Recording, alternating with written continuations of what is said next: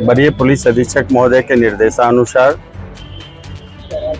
चुनाव आयोग से प्राप्त निर्देशों के संबंध में आज गोविंदपुर थाना परिसर में जन सहयोग समिति की बैठक का आयोजन थाना प्रभारी रविकांत प्रसाद की अध्यक्षता में की गई, जिसमें गोविंदपुर थाना क्षेत्र के जन सहयोग समिति के सदस्यों के साथ सभी पार्टियों के नेता मौजूद रहे। बैठक के दौरान डीएसपी शंकर कामती ने चुनाव आयोग के द्वारा 6 मई तक जिले भर के लिए धारा 144 के तहत चुनाव परिणाम घोषणा के बाद किसी भी तरह के अफवाह फैलाने से रोकने और बेवजह शोर शराबा न करने की अपील की।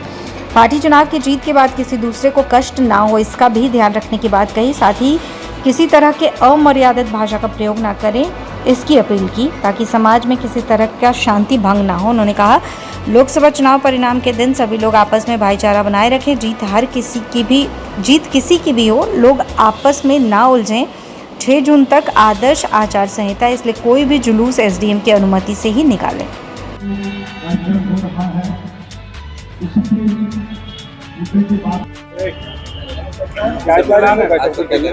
वरीय पुलिस अधीक्षक महोदय के निर्देशानुसार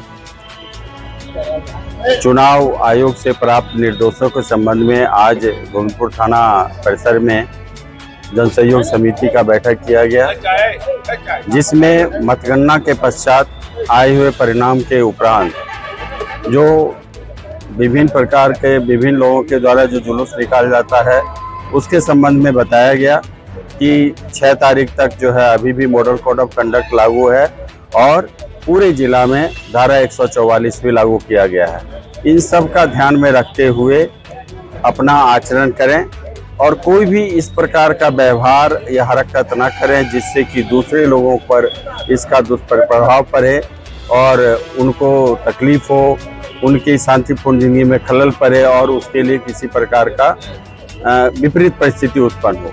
तो इसके लिए इन लोगों को जन सहयोग समिति के से हम लोगों ने भी विचार विमर्श किया। उन लोगों को हिदायत दिया गया कि वो अपने पूरे क्षेत्र में इस बात को कायम रखें और इसके लिए इन लोगों से सहयोग का मांग किया गया।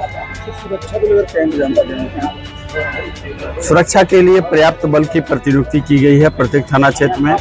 उसके अलावा यहाँ गोविंदपुर थाना क्षेत्र में 2 क्यूआरटी बल को उपलब्ध कराया गया है, जो कहीं भी किसी प्रकार का विधि व्यवस्था उत्पन्न होने पर सूचना प्राप्त होती है तो त्वरित रूप से उसको बाइक के द्वारा, मोटरसाइकिल पेट्रोलिंग के द्वारा उस जगह पर उपस्थित होकर के उसको नियंत्रित किया जाएगा। गाइडलाइन वगैरह जो होंगे,